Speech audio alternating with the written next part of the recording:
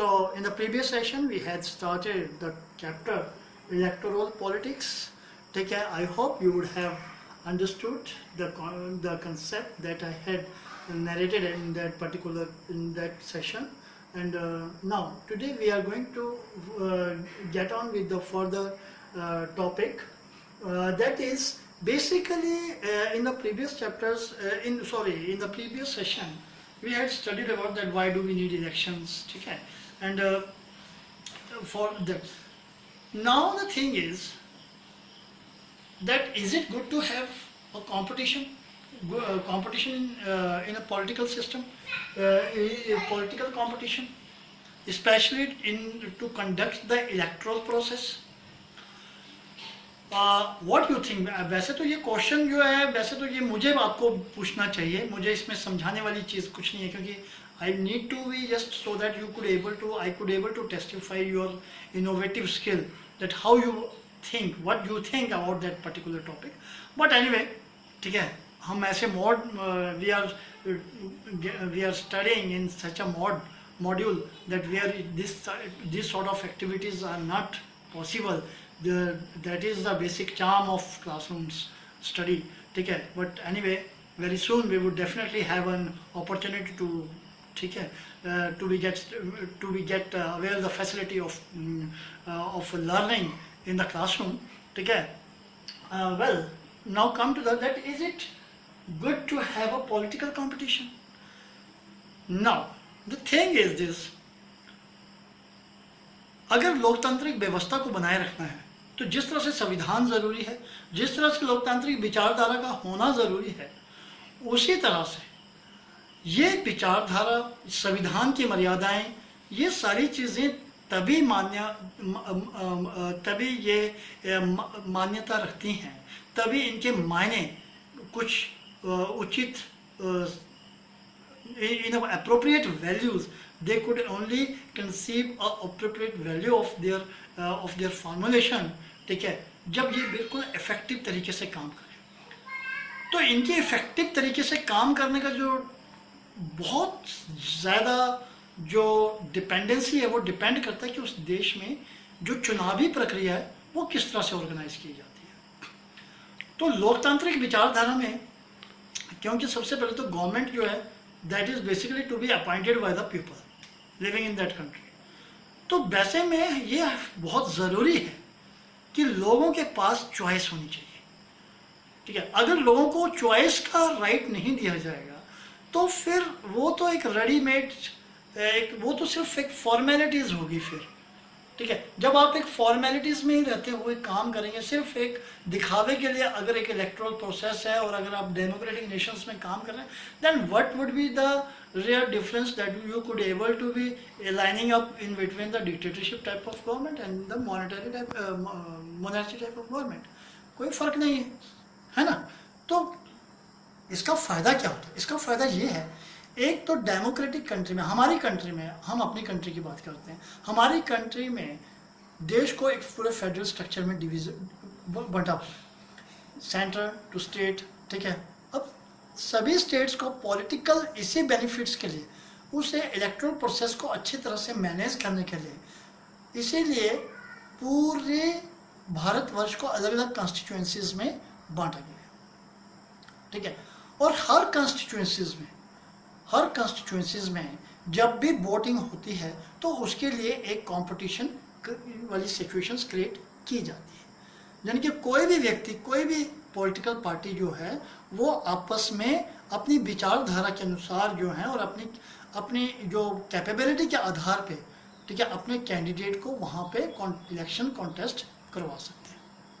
अब इससे फ़ायदा क्या होता है? इससे फ़ायदा ये होता है कि जब बहुत सारी पार्टीज़ और बहुत सारे इंडिपेंडेंट कैंडिडेट्स भी जब इलेक्शंस लड़ते हैं तो वो अपनी विचारधाराओं को ज़्यादा से ज़्यादा लोगों तक पहुंचाते हैं, वो उनके सामने अपनी स्किल्स को, ठीक है, एक्सप्रेस करते हैं, अपने इनोवेशंस, अपनी क्रिएटिविटी जो उनका क्रिएटिवनेस है जी, ठीक है, उनका जो ग्रिफ, उनकी जो ऑरेटरशिप है, उसके ज़रिए आम व्यक्ति जो है उसे अपने कैंडिडेट को, उसको ये मौका मिलता है कि जिसे वो एक पावर ऑफ अटॉर्नी देने जा रहा है, जिस व्यक्ति को वो अपने बिहाफ से एक रिप्रेजेंटेटिव के तौर पे अपॉइंट करने जा रहा है, क्या उस व्यक्ति में काबिलियत है या नहीं।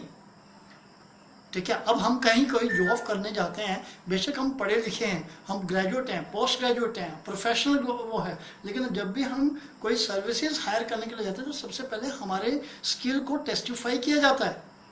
जब वो एश्योर्ड हो जाते हैं तभी वो हमें अपॉइंट करते हैं। तो बिल्कुल उसी तरह से डेमोक्रेसी में ये अधिकार पीपल को है, that they are going to appoint the representative, they are going to appoint the, or they are playing a role especially in formulating the government।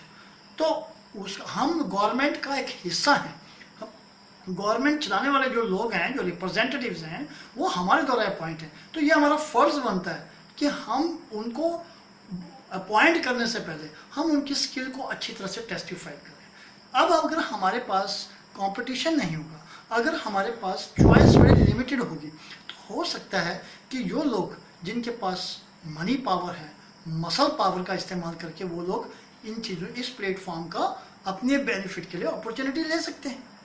तो ऐसे लोगों की इन्वॉल्वमेंट ज़्यादा बढ़ जाएगी। ठीक है, लेकिन जब हमारे पास चॉइसेस ज़्यादा होंगी, जब हर पॉलिटिकल पार्टी जो है, जब वो अपने कैंडिडेट्स खड़े करेंगे तो वो अपने विज़न को लोगों के सामने रखेंगे। अब लोग उनके विज़न को किस तरह से एक्सेप्ट करते हैं, उनके विज़न के ऊपर अपना ट्रस्ट किस तरह से स्टोर करते हैं, ठीक है, on the basis of it they are going to participate in the election. तो इससे फ़ायदा ये होता है कि हमेशा एक सरप्राइज रिजल्ट जरूर सामने आता है। एक डिक्टेटरशिप टाइप वाली जो एक चांसेस होते हैं वो हमेशा रिड्यूस हो जाते हैं। ठीक है, और हमें जो है कुछ अलग विचारधाराएं, एक नएपन से हमें देश में डेवलपमेंटल प्रोसेसेस को आगे बढ़ने की जो प्रक्रिया है वो देखने का हमें मौका मिलता है। You are getting an opportunity of it. ठीक है, तो इस तरह से मेरा तो मानना है कि पॉलिटिकल कंपटीशन जो है वो होना एक बहुत ही अच्छा है। तो आज मैं आपको भी ये क्वेश्चंस देता हूँ। ठीक है, आप इस क्वेश्चन को 60 वर्ड में जरूर लिखिए अपनी फेयर कॉपी में, that is it good to have a political competition. आपके नज़रिए में ये क्या सही है या गलत है। ठीक है, अब क्योंकि ये मत भूलिए कि हमारे देश में तीनों लेवल में 3 टायर सिस्टम है, सेंट्रल गवर्नमेंट, स्टेट गवर्नमेंट और लोकल गवर्नमेंट। और एक नागरिक होने के नाते हम लोग इन तीनों टायर्स में अपनी पार्टिसिपेशन देते हैं। We are playing our role, ठीक है, specially in formulating a central government. We are also playing a role especially in formulating a state government, and we are also playing our role in formulating a local government, and that too due to the while participating in the electoral process। ठीक है, और हमारे देश की development, हमारी welfare policies, हमारे पास कितना हमारा लिविंग स्टाइल का अपलिफ्टमेंट हो रहा है, and how the government is tackling with the sort of situations और conditions that the country is facing. ठीक है, all that sort of things depends upon the people's skill to appoint their representatives as according to their proper appropriate skills। ठीक है, तो इस हिसाब से मैं तो ये मानता हूँ कि पॉलिटिकल कंपटीशन होने से हमें एक अच्छा, और इससे प्रेशर पड़ता है पॉलिटिकल पार्टीज को कि वो बेहतर से बेहतर काम करें, अच्छा काम करें। वो हमें मिसगाइड नहीं कर सकते क्योंकि उनको मालूम है कि ऐसा करने पे हमारी क्वेश्चनिंग होगी। तो उनको ऊपर एक प्रेशर रहता है कंपटीशन के, उसमें उनके ऊपर एक प्रेशर रहता है कि वो अच्छा परफॉर्म करें। ठीक है, उन्हें अच्छा परफॉर्म करने के लिए उन्हें भी मेहनत करनी पड़ती है, उन्हें भी अपने आप को अरेंज करना पड़ता है। ठीक है ना, so why that is why the political competition is very necessary to have it in a democratic system. तो आप इस क्वेश्चन को जरूर आप रफ कॉपी अपने फेयर कॉपी में करिए। ठीक है, ये 3 मार्क्स के हिसाब से 60 to 80 वर्ड्स लिमिट में। Okay, if you have any things to say to me, अगर आप मेरे साथ इससे रिलेटेड कोई डिबेट में पार्टिसिपेट करना चाहते हैं तो आप मेरे से आप मेरी बात को कॉन्ट्रडिक्ट करना चाहते हैं तो आप मेरे पर्सनल नंबर में आप इस चीज़ के ऊपर हम मेरे साथ पर्सनल डिबेट भी कर सकते हैं, नो प्रॉब्लम। ओके, ठीक है, ये भी एक लर्निंग स्किल है। ठीक है, थैंक यू वेरी मच।